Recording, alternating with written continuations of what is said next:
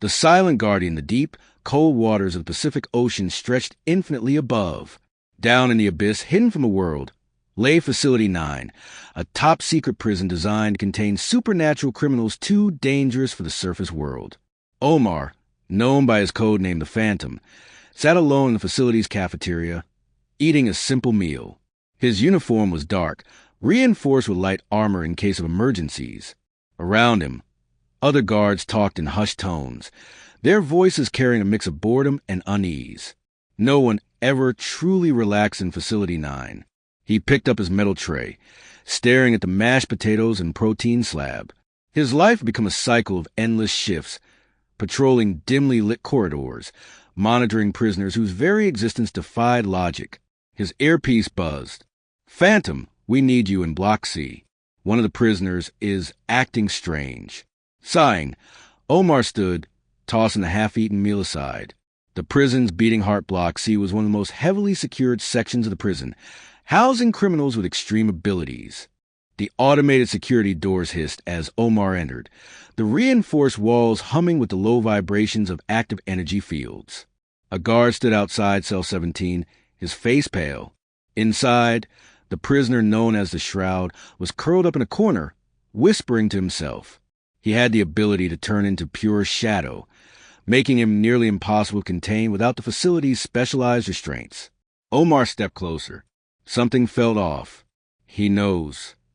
The words came softly from the Shroud's mouth. His pupils were fully dilated, his breathing uneven. Omar's instincts kicked in. Something was terribly wrong. The malfunction without warning. A deep alarm echoed through the facility, vibrating the walls. Red lights flashed along the corridors. Emergency. Security breach detected. Omar's heart pounded. He turned to the nearest monitor station, watching in horror as the cell doors across multiple blocks began unlocking on their own. This can't be happening. A system failure? A coordinated attack? He didn't know. But what he did know was that Facility 9 was no longer in control. From down the hall, a roar erupted. One of the prisoners had already escaped. Omar pulled his sidearm, eyes scanning the shadows. The hunt had begun. Chaos unleashed the once heavily fortified corridors of Facility 9 were now war zones of uncontrolled chaos. The reinforced cell doors hissed open one by one, releasing the monsters within. Alarm sirens screamed through the dimly lit hallways, red lights pulsing like a heartbeat of panic. Omar, the Phantom, sprinted down a corridor, weapon drawn, heart pounding. His boots echoed against the cold steel floor as he heard the terrifying sounds of prisoners laughing, growling, and screaming from every direction. He reached the security checkpoint, tapping into the system. Nothing. The screens were flooded with error messages, and the emergency lockdown controls were unresponsive. Then, a voice crackled through his earpiece. "Phantom, we've lost control. We need backup now." Omar clenched his jaw. Backup wasn't coming. The facility was too deep underwater, too isolated. They were on their own. The attack begins a blur of black mist erupted from the shadows, lunging at Omar. Instinct took over. He fired twice, bang, bang, but the bullets passed through the ethereal figure like smoke. It was the Shroud. Before Omar could react, the shadowy prisoner wrapped around his arm, pulling him backward. A wave of unnatural cold crept into his bones, and his vision blurred. "You should have left when you had the chance," the Shroud whispered. With a grunt, Omar twisted his body, breaking free just in time. He activated his tactical glove, sending out a shockwave pulse that forced the Shroud to disperse into the air. Breathing heavily, Omar stumbled backward. This wasn't just a riot. This was an extermination. The late response of S-Guards as Omar fought to stay alive. The facility's last hope remained motionless. The S-Guards. Standing at nearly 7 feet tall, these advanced security androids were built like armored titans, resembling something between Iron Man and a walking tank. Equipped with plasma weaponry and advanced combat AI, they were designed to neutralize any escape attempt instantly. But tonight, they stood silent. The failure wasn't in their programming. It was in their sensor systems. Like fire suppression sprinklers that take too long to detect flames, the S-Guard sensors were too slow to recognize the immediate danger. The system treated it as a simple containment breach, not an all-out war. By the time they activated, Facility 9 was already drowning in blood. Survival instincts, Omar sprinted towards Control Room B, hoping to override the malfunction and wake up the S-Guard before it was too late. Halfway there, he skidded to a stop. Ahead of him, emerging from a cloud of smoke and flickering emergency lights, stood a nightmare, a figure draped in deep red robes, his piercing crimson eyes glowing through the darkness. The air around him distorted, as if reality itself was bending. The king had awakened. Omar raised his weapon, but he already knew this was the Red King, and there was no escape. A presence of terror, Omar stood frozen, his breath shallow. The corridor was silent except for the distant echoes of chaos, the screams of prisoners, the gunfire of desperate guards, the mechanical whirring of the S-Guards finally coming online. Yet, in this moment, none of it mattered. Before him, standing in the flickering red emergency lights, was the Red King. His crimson robes rippled as if moved by an unseen force. His piercing red eyes locked onto Omar, glowing like embers in the darkness. The very air around him distorted, bending reality itself. "You're different from the others." The Red King's voice was deep, calm, commanding. "You can feel it, can't you? The shift in the air, the unraveling of this prison's order. It's inevitable." Omar tightened his grip on his weapon. His instinct screamed run, but he held his ground. If he ran, he was already dead. The power of a king in a fraction of a second. The Red King raised his hand, and an invisible force crushed into Omar's chest like a sledgehammer.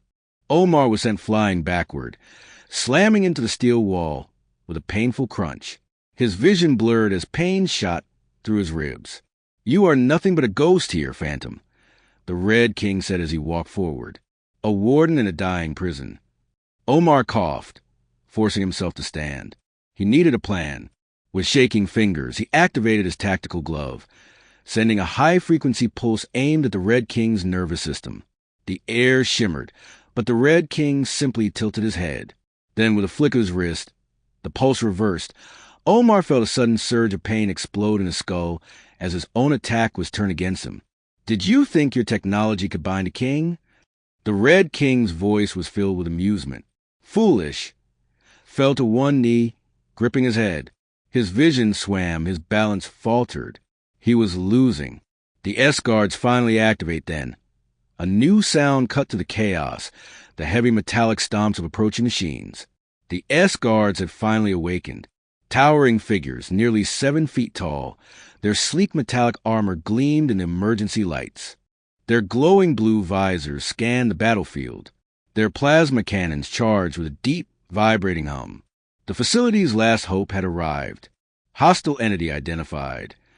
In unison, the S-Guards raised their weapons and unleashed hell. The battle for Facility 9, the corridor, erupted in light as plasma bolts tore through the air, striking the Red King directly. The impact sent shockwaves through the room, forcing Omar to cover his face from the sheer force. The very walls trembled under the intensity of the assault. But when the dust settled, the Red King was still standing, his robes barely scorched, his glowing red eyes burning brighter. With a slow, deliberate motion, he raised his hand, and the air itself rippled. The S-Guards froze mid-motion, their mechanical limbs twitching. Their blue visors flickered, then turned red. Omar's stomach dropped. He's corrupting them. Before he could react, the first S-Guard twisted its head toward him and fired. Omar dove behind cover as plasma scorched the walls beside him. The S-Guards were no longer allies. They had become the Red King soldiers. And Omar was completely alone. A war on two fronts. Omar crouched behind a steel barricade, his breath ragged as the corrupted S-Guards turned their weapons toward him. The facility's last line of defense had been compromised. The Red King stood in the middle of the carnage, watching with an amused expression as his new mechanical soldiers adjusted their aim. "What will you do now, Phantom?" the Red King mused. "Fight your own creations? Or surrender to the inevitable?" Omar's mind raced. His plasma sidearm was useless against the S-Guard's armor, and even if he managed to take one down, the Red King was still standing untouched, unchallenged, unstoppable. Then he noticed something. The control panel behind the Red King was still active.